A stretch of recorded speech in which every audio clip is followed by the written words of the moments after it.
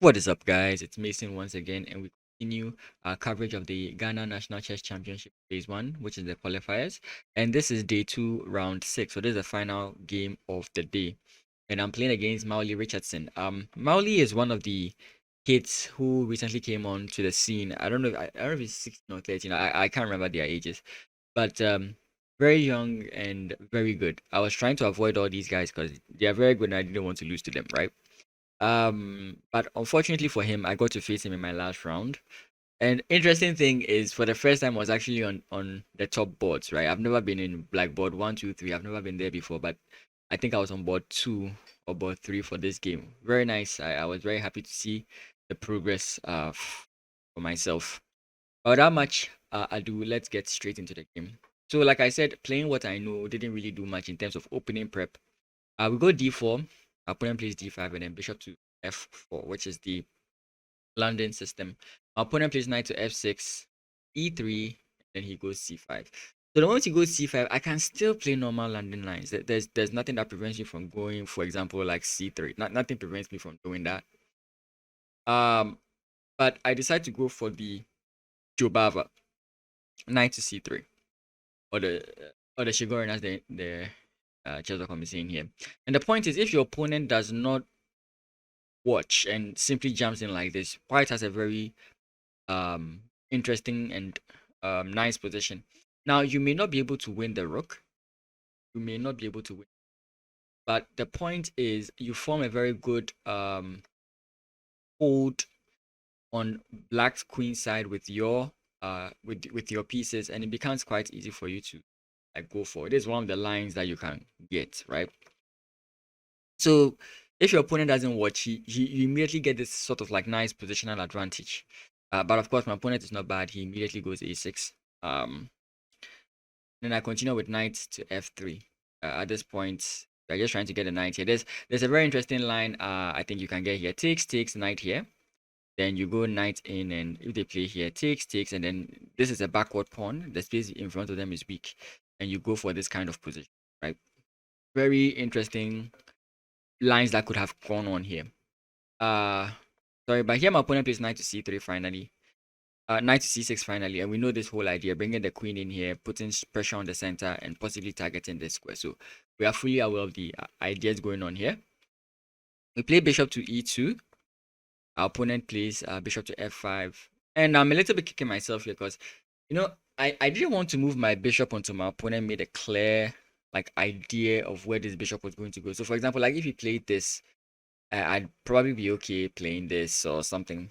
But I wanted to face off this with this, right? And now that I've moved the bishop, I don't want to move the bishop again, you know, just to try and get this whole idea again. So I just decided, you know what? Let's attack the bishop. Knight to h4. Knight to h4, my opponent decides to treat his bishop. I take, he takes.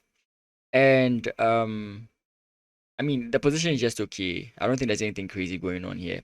I think this was one of like the smooth games. We both like spent adequate time calculating, but I don't think anything much happened. Of course, we'll get to something very interesting, but it was a very slow, solid game. I played bishop to f3, trying to put pressure here. Of course, you can imagine. This is kind of what I'm looking at. Or if my opponent decides not to do anything about it, and let's say plays this. Sorry, plays sorry, I could also just play this, and then you can see like the kind of pressure I'm trying to put on my opponent's position. So he, after playing bishop to f3, I could have taken, but there was something disturbing me about the position. I don't really remember. So I played bishop f3, takes, and then now he plays e6. And yeah, this is kind of strange. My pieces are staying down my opponent's queen side, but there's nothing really going on there. I play queen to d2. Possibly I can castle queen side and go for a king side assault. I thought I could do that, but not much is going on, so that's not a move. My opponent plays queen to b6, so I castle queen side because I mean, I tried to look for a way to kind of like solve the pressure on my central pawn here, and I couldn't really find a move that helps me hold this pawn. Every other thing seemed subpar, and I had no counter attack should he have played something of a move of that sort, right? So I looked through everything and I concluded that I'll just castle. The engine here gives knight to e2, also a similar chance, but I just didn't enjoy like this. I just didn't enjoy giving my opponent this. So I decided to castle queenside, which I didn't like because you can immediately see the problem here. He has that open file and can really cause problems for me.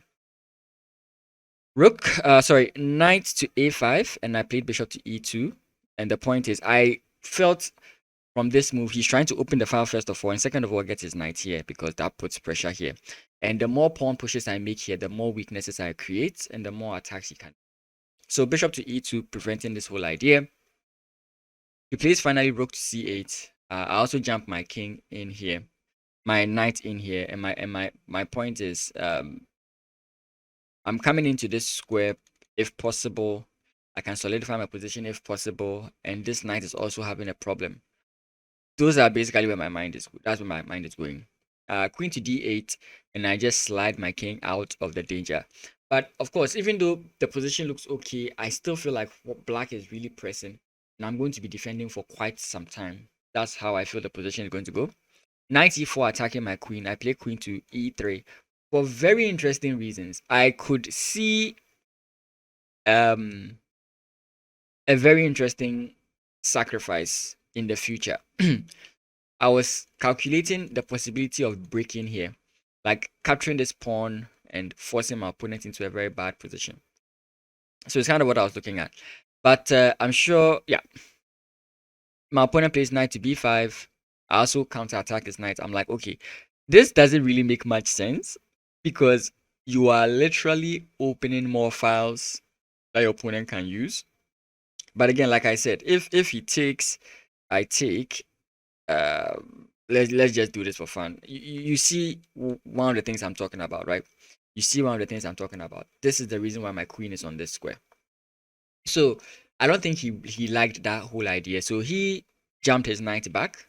I jumped my knight forward, and then he comes in attacking my queen. And you're like, oh, he actually gets what he was looking for with the knight, right? Because if I play bishop takes knight takes, he gets his knight to this position. But I still have my funny tricks. Like throughout this game, I was calculating sacrifices. You have no idea. If he saw it, I don't know if he saw. I should have asked him after the game if he saw my sacrifices. But I simply played the move queen. Bishop takes knight takes, and then here because I don't want my bishop to be trapped. And what is the trick here? It's not really a big trick. If my opponent were to play a5 here, I simply play takes. I'm forking these, and if you take, again, we can see that it's not winning, but it's an idea, right? It's one of the many sacrificial ideas I was thinking about because you really have to consider this. You really have to consider this, right? So I did look at it. So I was happy regardless. He plays bishop takes, I play pawn takes, and he can't take immediately.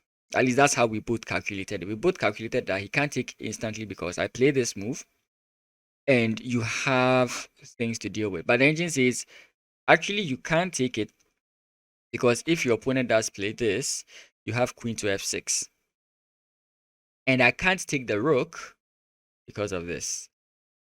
But it seems we both calculated the same thing because he played queen to f6 first, which is what I calculated would be defensive move.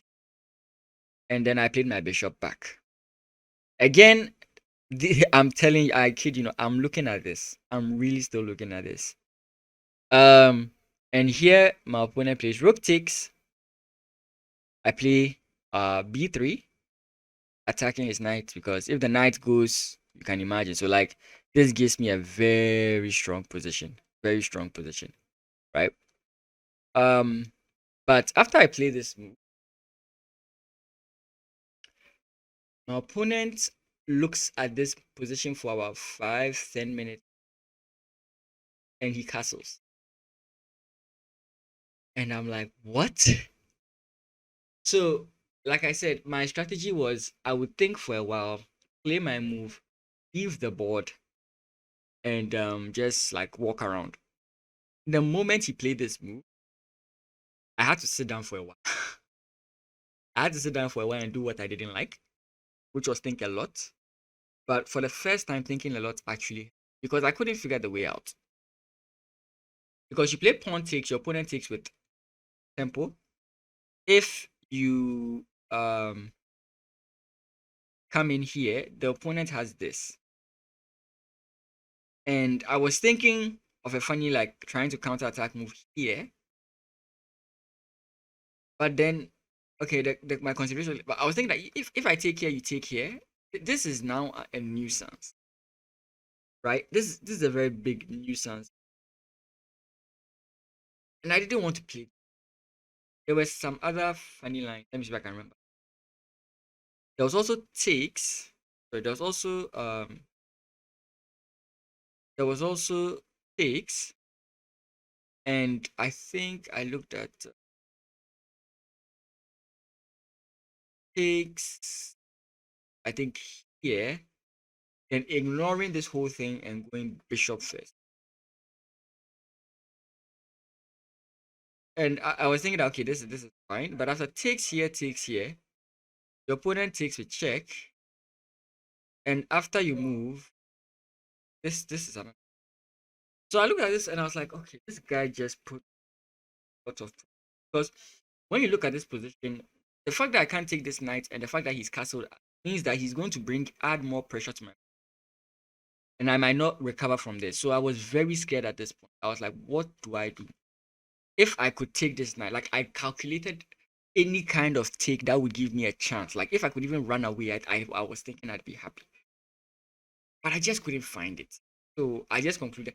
One of the things I really loved about this tournament in particular concerning my calculation was I was able to let things go.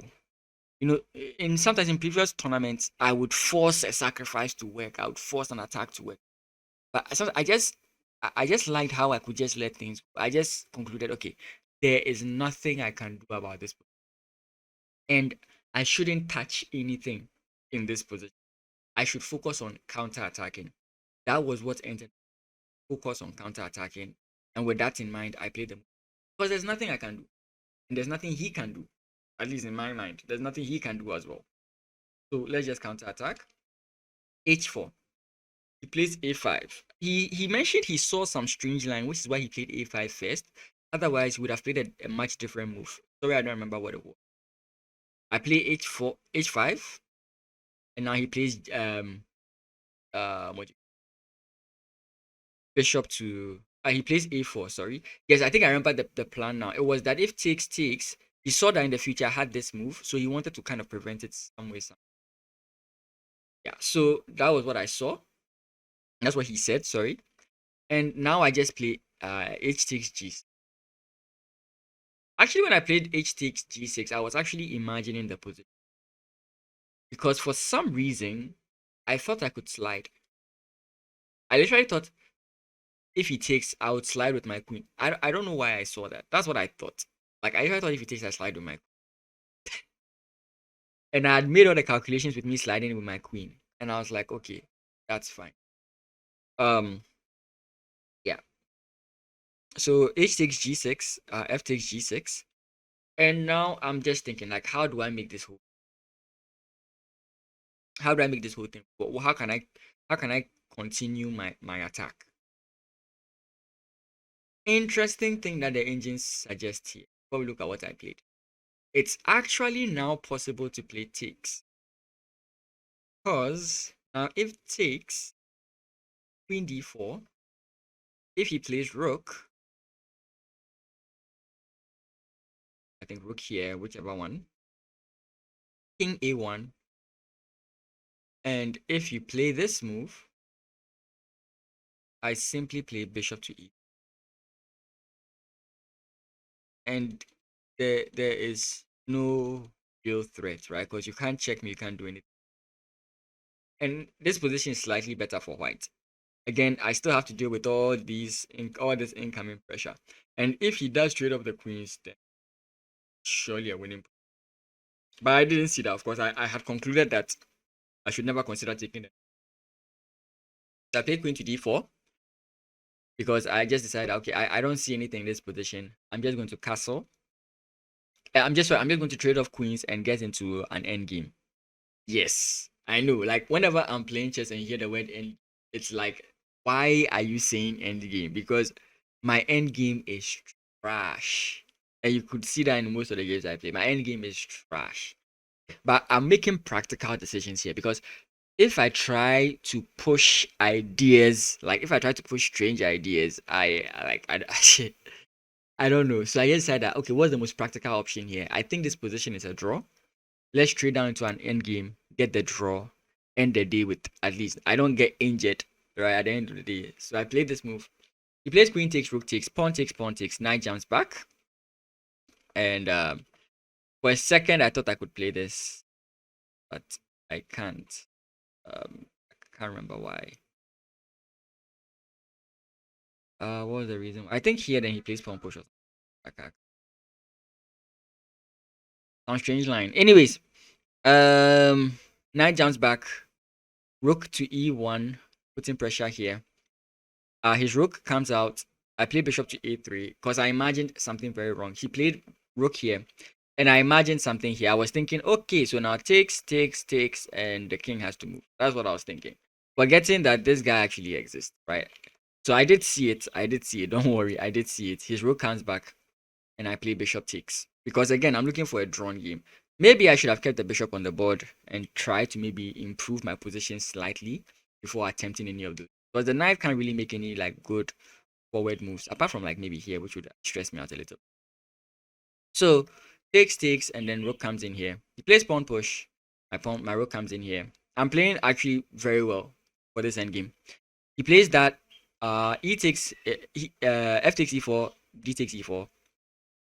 I play rook to e1. Again, we are trying to like draw the game. Rook to e1. My opponent pushes to e3. Of course, I can defend this way and like maybe get my rook this way to kind of like try and hold the position. It's all fine. But I play this move. I play rook to f4, and that's a blunder.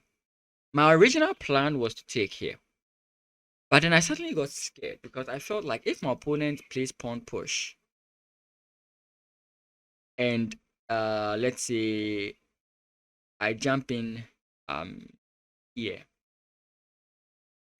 he could just check me, and after I go back, he comes in this way. So I was, is this it? No, here I can see the what's the move? I think it's check, right? I can't remember the move here. Okay, let me just use the engine here. Rook to d2, king a3. Okay, because I can't come forward. If I come in here, check. So king a3, and then finally he can bring the rook to e8 and defend this guy. I can't defend. So yeah, I was a little bit worried here because I couldn't really find the move. So I did calculate this. So when he played this move, I was like, okay, I can just take the pawn. What I failed to see was the defensive move, because if my opponent plays pawn push, I just simply play rook to c5. And why is rook to c5 important? If my opponent comes in here with check, I simply block, and if you take, I take. And my king can easily match here and win this pawn, right? And if anything at all, I'm the one fighting for it. But I didn't see that. So I began to see some strange ghosts, and I played here. My point is, if you play here, I have this. But that's just dumb. You know, that's just dumb. So yeah, I messed up the end game. This was a clear draw. This game was a clear draw.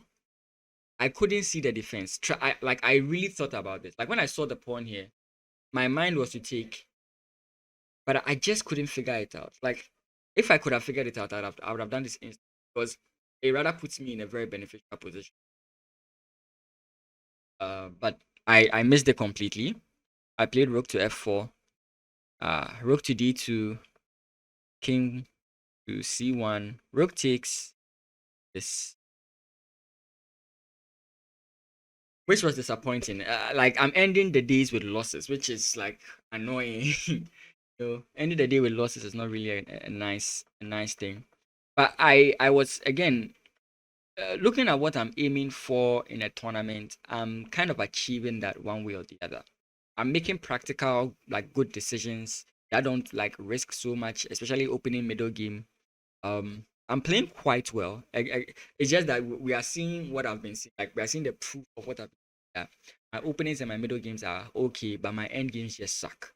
Right. So if I had a very good end game, this would be a draw.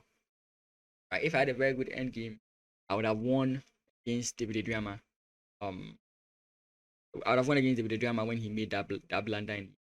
Like so many things could have happened. Like so many different results could have happened. Um, but yeah, it just goes to show. I'm completely right when I see the only weakness I kind of have right now is my end games. Of course, the other weaknesses, but the main striking weakness I have is my end games. But other than that, I was really happy about my decisions and my choices, especially the decision to play queen to d4 and trade off. I felt very happy to make that move. Yeah, but all in all, it was a good game. I hate to end on a loss. I wish I had like one win to mine. But currently I'm on 3.5. And the next day on the next day, I wouldn't be playing in the first round of the day three because I had to be elsewhere. So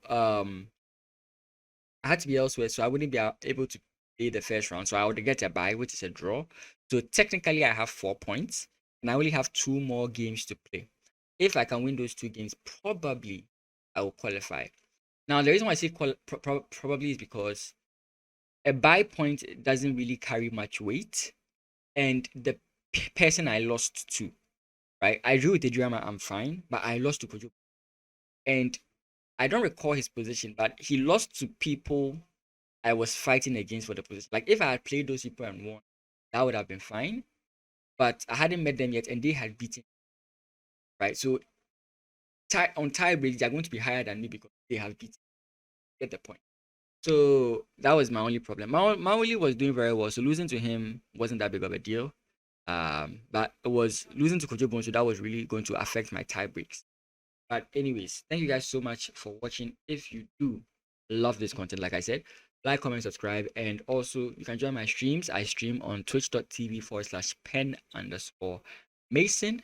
I would love to see you guys one of these days. Have a great one.